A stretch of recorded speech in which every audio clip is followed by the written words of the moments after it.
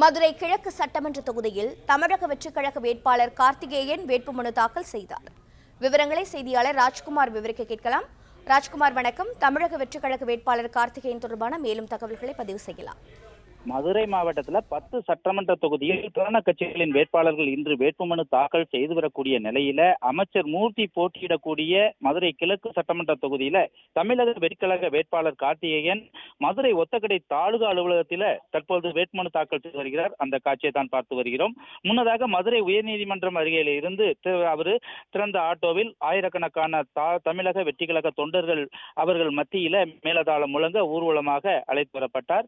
அது மட்டுமல்ல சிறிது தூரத்திலேயே மாட்டு வண்டியிலும் ஏறி அவர் மேலதாளம் முழங்க வரவேற்கும் நிலையில ஆயிரக்கணக்கான தொண்டர்கள் மலர் தூவி மாலை அணிவித்துமாக வரவேற்று வந்தனர். தற்போது அவர் மதுரை கிழக்கு அந்த தாசில்தார் அலுவலகத்தில் அவர் வேட்புமனு தாக்கல் செய்து வருகிறார்.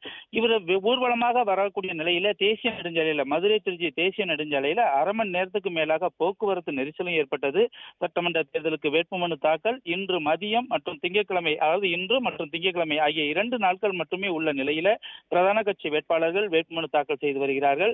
அதாவது பாரதிய ஜனதா கட்சி, திமுக, அதிமுக, தவேக போன்ற பிரதான கட்சிகள் இன்று வேட்புமனு தாக்கல் செய்து வரக்கூடிய நிலையில்தான் இன்று தமிழக வெற்றிக்கழக வேட்பாளர் கார்த்திகேயன் வேட்புமனு தாக்கல் செய்து வருகிறார். மதுரை கிழக்கு சட்டமன்ற தொகுதியை பொறுத்தவரையில் 3,30,994 வாக்காளர்களை கொண்ட மிகப்பெரிய சட்டமன்ற தொகுதியாக இந்த கிழக்கு சட்டமன்ற தொகுதி இருக்கிறது.